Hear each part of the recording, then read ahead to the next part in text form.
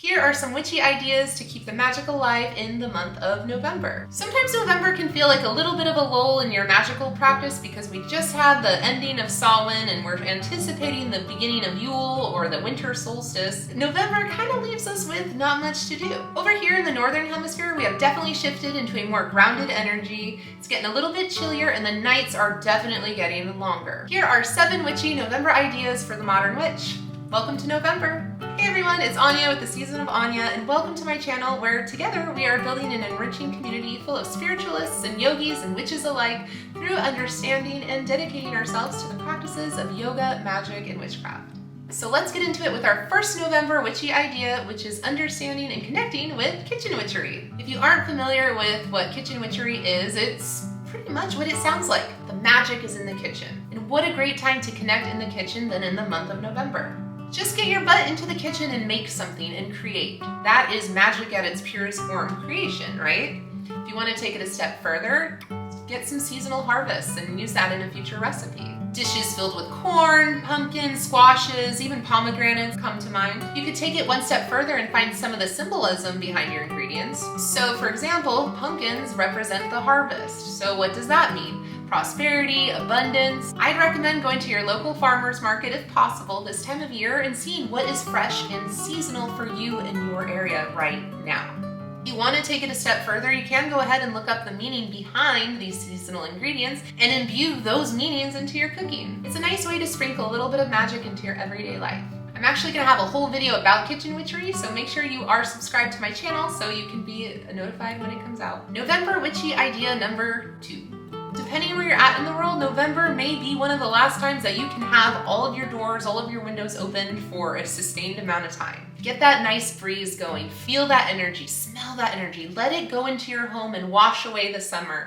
It's just a great opportunity to be in the moment, be present where we are at right here, right now, in the realm of nature, and welcome those energies in. November witchy idea number 3. Go on nature walks. Go outside and simply observe, embrace, and feel the different energies that are going on right now. What has changed? Do leaves in your area change? Are pine cones falling? Have all the flowers dried out? Are all the leaves gone on the trees? Take a minute, observe, and embrace it. A lot of times this is a great opportunity to collect natural resources as well. You may want to collect some things like some sticks, some pine cones, some dried leaves. Put them on your altar, put them in a vase. Make an art project out of it. Just stick it in your book of shadows if you want. When you go on that walk, take some time to go outside and reflect on what's changed in the past month, 2 months. Biggest takeaway from this is acknowledge that time is moving. Time is changing. It also serves as a reminder of, yes, we're getting older.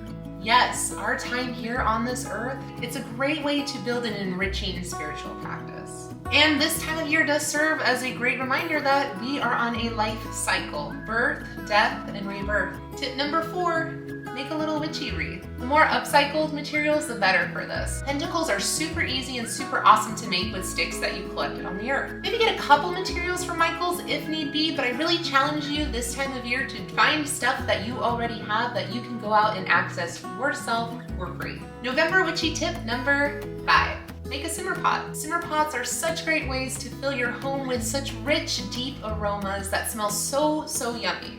Here's a recipe I'm going to give you. To begin, either grab a pot or a crock pot and put it on a low setting.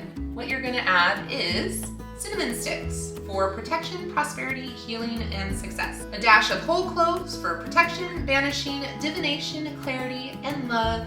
Whole allspice. Allspice is a great amplifier and it's especially great for prosperity, money magic, luck, healing, and protection. Fresh orange slices for love, fertility, success, prosperity, and friendship. And then as the base, you're going to use 2 parts apple cider and 1 part cranberry juice to seal it all together. Let that simmer for about an hour or 2 and your house is going to smell delicious. And just as a little bit of extra magic, pour it in a cup, throw some whipped cream on it, and you have yourself a delicious hot apple cider recipe. You're welcome. November witchy idea number 6. Embrace the properties of elemental magic. Especially with the shift we are feeling in seasons, let's connect with the elements. After all, we are an earth-based spiritual practice. So for example, using the 4 elements, earth, fire, water, and air. What do those elements mean to you on an individual level? For example, water, typically cooling, right? Flowing. Great question to ask yourself maybe, how can I learn to flow a little bit more? Or when do I need to cool down so I don't get too overheated, so I don't burn out in life? Fire represents passion, rapid decisions, actions. Where do I need to instill a little bit more passion into my life? Or where do I need a little bit of less passion, a little less decision, and where do I need to counter that, implement a little more of that cooling sensation, a little bit more stillness. And then earth, where can I be more grounded? Where can I stay more connected? Where can I stay soft? Where can I be nurturing? How can I invite more of these energies in? Or for example, for the 4th element, air, maybe every time you feel a cool breeze across your cheek, let that serve as a reminder to go with the flow more, if that resonates to you. These aren't official answers, create your own. So drop a comment, which element are you vibing on right now? Inquiring minds want to know. Finally, tip number 7, give back. Cliches exist for a reason, and now is a time to remind yourself that you have so much to be grateful for, even if it doesn't feel that way. Especially with the state of the world and just kind of the general morale lately. You never know when somebody's going to need a little bit of cheer in their life. Sometimes just giving a compliment to a random stranger is the nicest thing you can do. In whatever capacity, just try to do something nice for someone else. Share the magic, share the love, and in return, I promise you will receive so much abundance. So what are you guys up to this November? How do you like to connect to the season right here, right now? That's a wrap for today, fam. Thank you so much for subscribing to the Season of Anya. I hope you all have a blessed season. Make sure you're subscribed because I'm going to have a lot of content coming up with the holidays, with Yule, little witchcrafts, and all sorts of fun stuff. So hit that subscribe button. Plus, it helps me grow my channel. I appreciate you all so much. Have a wonderful, beautiful, and blessed day.